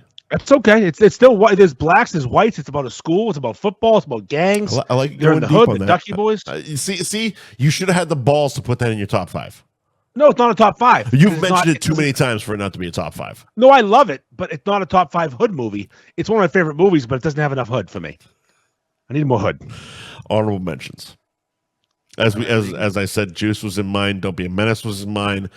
As far as Don't Be a Menace, I'm gonna Get You Sucker, which was basically the Living Color. Mm-hmm. How much for one rib? Fantastic. Set It Off was the female. It was Queen Latifah, Jada Pinkett, a couple others. It was a good one. It was a good mid-90s honorable mention. Because you like black chicks. It wasn't a good movie. Just want to bang black chicks. That's all you. Has nothing to do with that. Actually, none of them are my type. Well, Queen Latifah's not. You're not her type. Fair fucks. Ryan Davis in the comments gets it. The Ducky Boys. What a fucking. Have you seen The Wanderer? The Wanderers? No, I haven't. How have you not? It's one of those fucking iconic, like 70s, 80s movies. We've talked about this. I'm still trying to find it on streaming. So good. It's so fucking good. Karen Allen ruins every scene she's in. Well, that just I hate her so much. But yeah, she's fucking the worst. But the fight at the end, the greatest fight in movie history. Give me some of your honorable mentions. I did it already. I don't. You're already done. No, I didn't. I don't. I did Boys in the Hood. I did. No, that's right. I did Sharon Compton. Don't Be a Menace to the Society while drinking juice in the hood. Yeah. The Wanderers. I don't have fucking sweet backs. Badass song. That was in my top 5. It has nothing to do with honorable mentions, sir. Weirdo. Dark Blue. I'm gonna throw that in there. Dark Blue. Kurt Russell cop movie about the Rodney King riots. I'll give you one. Colors. Colors is a fantastic fucking one. With Sean Penn. That's a fantastic fucking pull. It's a great movie. That's a fantastic fucking pull. And if I had thought of it, it probably would have replaced Sweetback. And also that song, Colors. Yep. I Am a Nightmare Walking. That song is fucking phenomenal. It's fantastic. I have 2 quote unquote kindas. Speaking of Ice-T on a soundtrack, New Jack City. Oh, New Jack's a good one. Yep. CB4. Oh yeah. Yep. Making fun of Easy. I wouldn't put. See, this is where when my 70s movie brain started kicking in, thinking of what the actual plot of the movies were. I wouldn't put the actual Dolomite, but I would put the Eddie Murphy Netflix movie Dolomite as my name as a hood movie because it was a movie about people from the hood making a movie. Now I'm gonna do a little pivot here for you. Go ahead. This is going to go from hood movies to a question. If I can find my paperwork from tonight. Right. Here it is. A hood movie that I'll add in my honorable mention for you. Please. A Bronx Tale. You love those white hoods. It's a hood. Also, they spend time in the black hood too. First of all, sir, they did. They didn't go so hot. But I have any. So when do you have when Bronx Tale came out? I feel like 92, 93. Yeah. So we were all on the cusp of having a driver's license at that point, right? Mm-hmm. We all learned the move. Tell me you didn't pull the move at least once or twice. Every fucking time. That's the move. Also, that fucking chick was gorgeous. Oh, absolutely gorgeous. Like that was like absolutely the peak of like grew up in the North Shore, having racists around me a lot. Yeah. Like you didn't really we didn't look into black chicks as options. The unfortunate side of growing up where we grew up, we had the METCO program. We didn't have actual black neighborhoods. Boy, was she a good-looking woman. Oh, she they look like that. She was fantastic. Now, I was watching something today on Instagram, and it was Chaz Palminteri being interviewed. And the guy was asking him about the bikers scene. Now you can't leave. Right. And he's like, everyone must bring this up to you all the time, because it's an iconic scene. He goes, oh, yeah, every time. Everyone talks about it. He goes, who came up with that line? And Chaz Palminteri goes, he did. And the guy's like, who's he? He goes, Sonny. And the guy's like, well, you're Sonny. He goes, no, I'm not. I'm Collageno. and the guy is looking confused like I was, and I'm sure you were. Chaz wrote the movie. I know Chaz's Chaz. I know name Chaz is, wrote. Yeah. Chaz's real name is Colagino. That I didn't know. Yes, and Sonny's a real person. Chaz is playing the boss, but he's actually the kid. So this is and the guy. This is basically a Chaz Palminteri biopic. Yeah, and the guy who said "now you can't leave" actually said "now you can't leave." Great fucking line. I'm like, he's like, that's what he said. That's why it's in the movie. I'm like, whoa, that's real? No, real. He's Colagino. He's playing his own mentor, which is fucking sick. Just to think about how good that movie is alone, and then find out that little tidbit. See, Warriors is a fantastic hood movie. Another one of those New York hood movies. Way too white for me. It's way too white, and it's completely where my brain wasn't going. No, The Wanderers has plenty of black. That's why New Jack City fell into the kind of category, because it was like, it's too fucking New York. It almost like this category almost has to be exclusively LA. Now, speaking of hood movies and brothers, right? I got a game for you. All right. I'm gonna play a game called Forrest Whitaker or Lawrence Fishburne. All right. They look nothing alike. No, not at all. And their names are very proper and hard for me to. I don't know who's who. Really? I know based on appearance. I just don't know what their names are. And when someone says, "Oh, Forrest Whitaker's in that movie," I can't decipher between Lawrence Fishburne and Forrest Whitaker in my brain because it just doesn't work. Almost, but not really, like the Bill Paxton, Bill Pullman thing. Yes, they they had similar names, but they also kind of looked alike. No, they don't. You're being racist right now towards us. I'm gonna give you 3 movies from each Pullman of them. Definitely could play the same character in any movie. Now, this funny is when I was researching this exact game, because I was asking you about this the other night, and I didn't want to give it away. Right. I was looking for a certain movie, and I was convinced the other one was in it. Okay. I'm on one of their IMDb's going, where the fuck is this movie? And I Google the movie. It's the other one. And that movie is Searching for Bobby Fischer. Does that star Forrest Whitaker or Lawrence Fishburne? I haven't seen the movie. It's about chess. I know what it's about. I've never seen the movie. I never watched it. It never interests me. I'm sorry. So I'm gonna throw a guess out there. A complete Lawrence Fishburne. Ding ding ding. We have a winner. He is correct. But I have I'm gonna scratch that one because you didn't know. Yep. I'm gonna give you I have a 4th Lawrence Fishburne movie that maybe you can get. All right. All right, we're going to start over again. Then we're not going to give the 4th one because I just gave that away. I'm going to give you a movie right now. What was the 4th one? Does this movie... I'm not going to tell you right now because I'll tell you who it is. Does this movie star Lawrence Fishburne or Forrest Whitaker? Yeah. Or this is more of a co-star, but he's in it. Color of Money.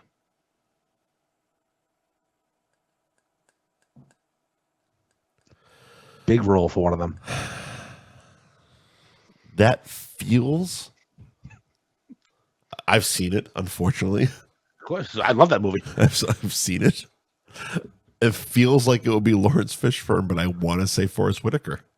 What are you going to say? Forrest Whitaker. You are correct. Ding, ding, ding. Forrest Whitaker's in that movie. All right. Now, it's going to get easier soon, actually. Those were tough ones. Does this movie star Forrest Whitaker or Lawrence Fishburne? Yeah. Boys in the Hood. Lawrence Fishburne. That is correct. Does this movie star Lawrence Fishburne or Forrest Whitaker? Little movie called Cadence. Cadence? Oh, fuck, with Charlie Sheen, right? Yep, that's right. That's the movie. Fuck. That's a good one. Real good movie. Fuck. Lawrence Fishburne.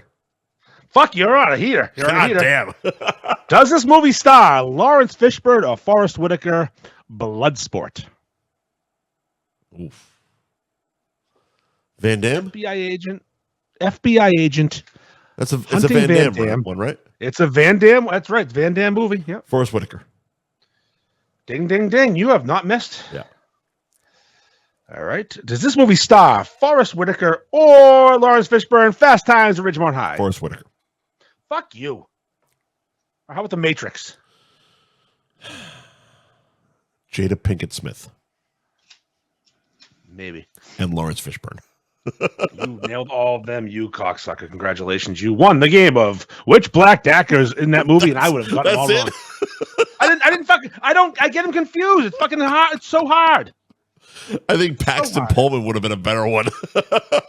Ryan Davis is 100% correct. In Color of Money, Forrest Whitaker does hustle Paul Newman. It's a fantastic scene. You watch Paul Newman get defeated and humbled, and it's one of those. Paul Newman's such a great actor. You see his Lawrence young Lawrence Fishburne feels so much more like he's in a Scorsese movie.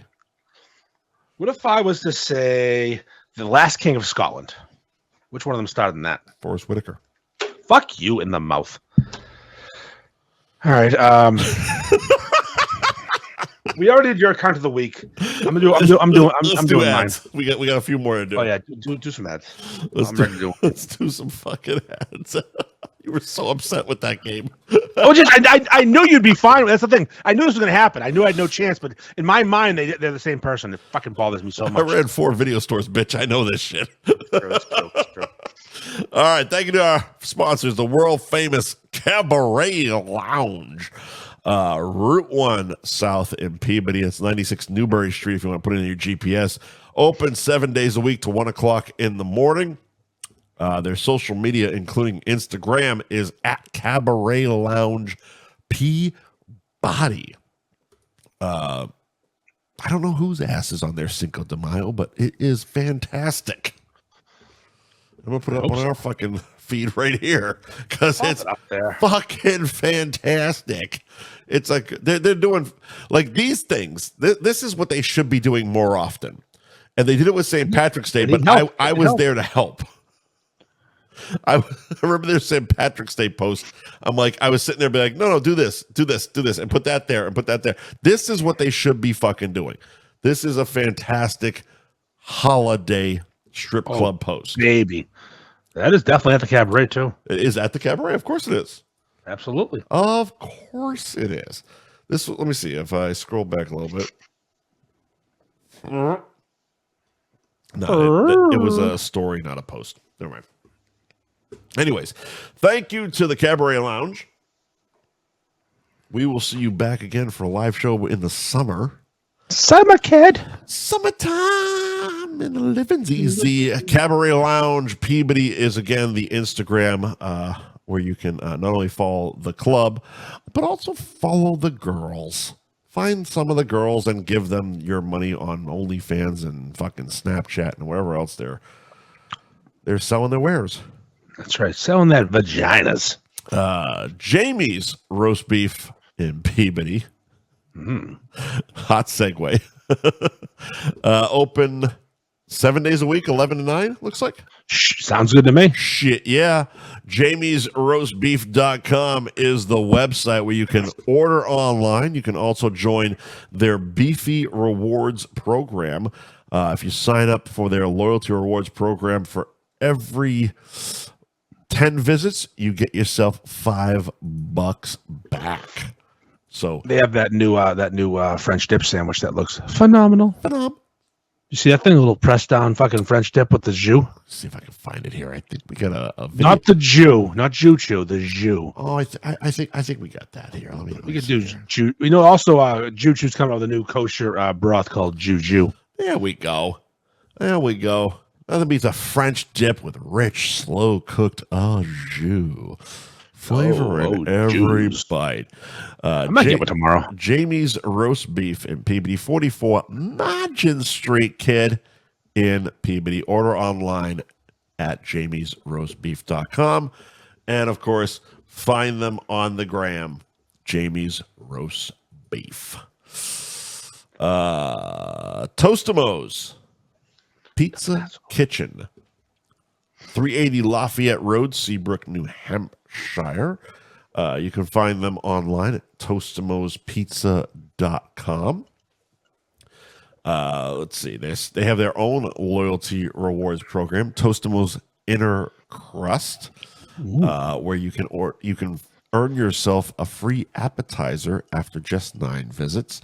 They are also still helping slice out hunger for the LA wildfire pizza relief. if you order online right now at Tostimo'sPizza.com.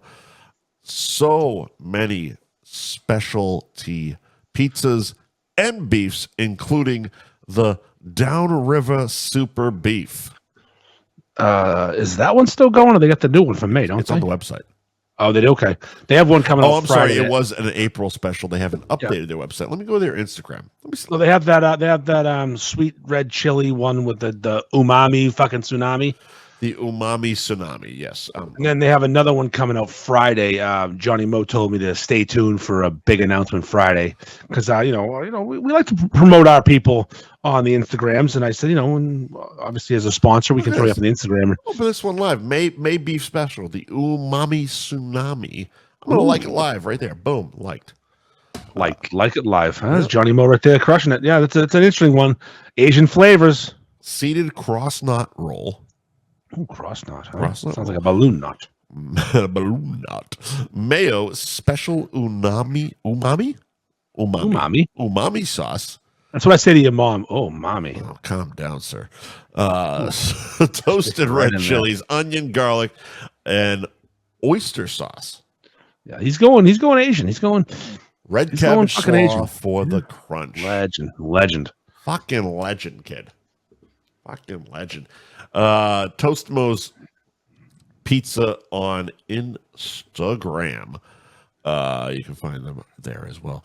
And thank you to CNS Pizza of Pepperell, 55 Main Street in Pepperell. Thank you, Bill. What do you say, Bill? Bill Bradsky. Bill Brasky. My CANDS pizza.com is their website. And their Instagram, CANDS_pizza. Fuck yeah. Yes, sir. They need to update it. Yeah, they do. They need to update both, to be honest with you. But they are serving out top quality beefs. Fucking Final Four beefs. They fuck. Everyone time someone goes there, they're phenomenal. High nines all fucking day. Place is phenomenal. They don't need to update their website or their Instagram because they're slinging fucking heaters all fucking day. CNS Pizza in Pepperell. All right. You already did your account of the week. I'm going to do mine. I have two, actually. I have two. So we're not going to talk about child labor laws. Not this week. Maybe next week. We'll get there. All right. It's like Lindsey Buckingham and that skit on SNL. We're just not going to get to it. I'm sorry, Matt Damon. We're just not gonna get to you this week. Sorry, Lindsay. It's okay.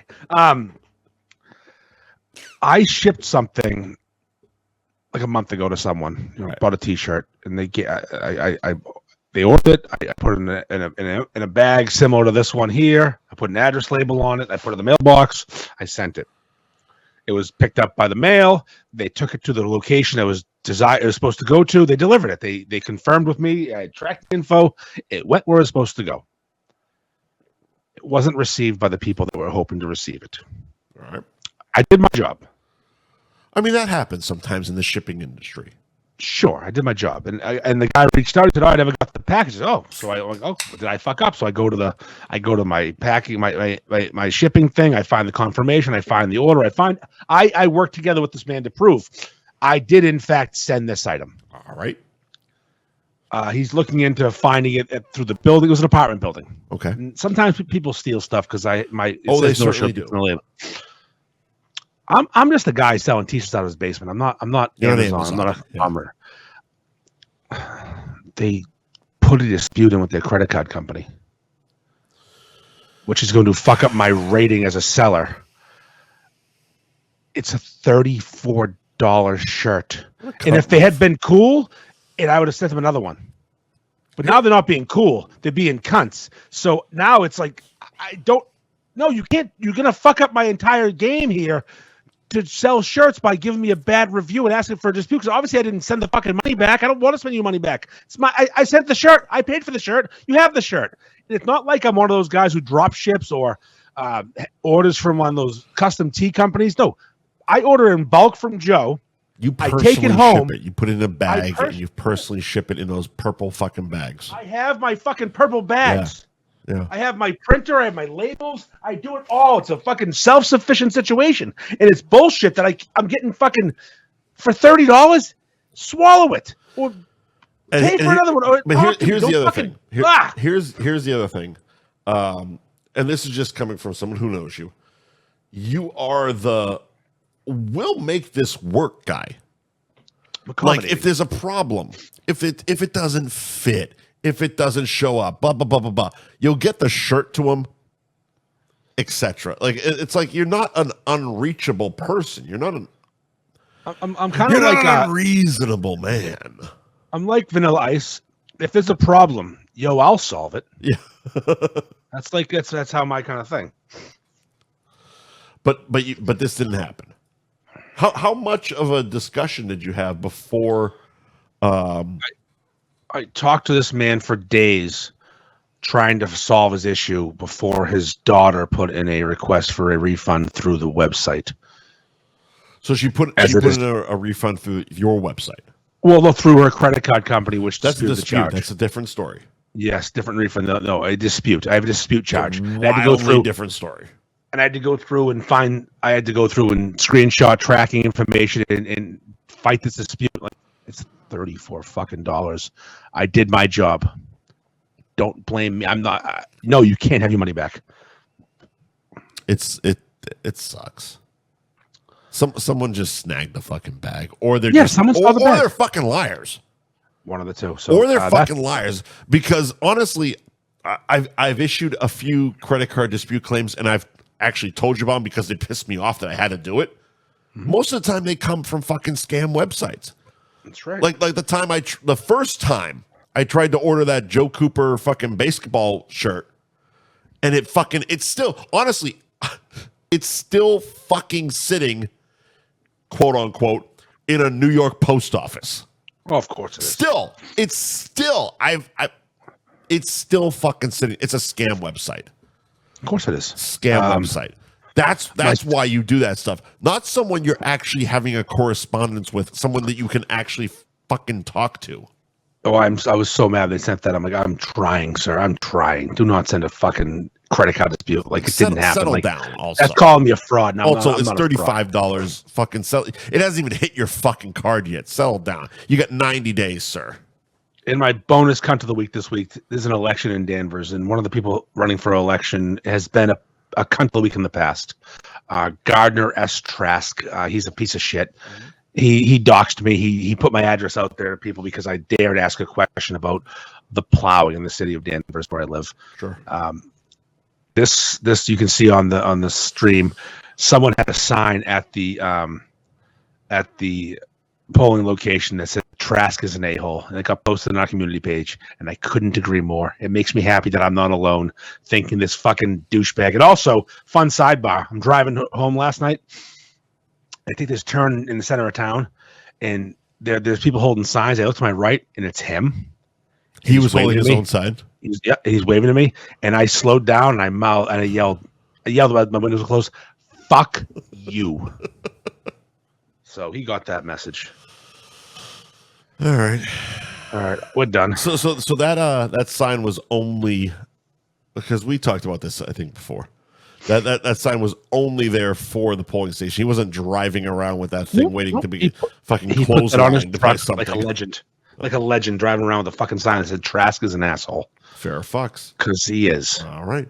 I think you got one more fucking commercial before we get out of here. What is it? Oh, yes, I have to do Jew Chew. So Jew Chew is our sponsor for our scroll, and they are the world's first kosher erectile dysfunction pill.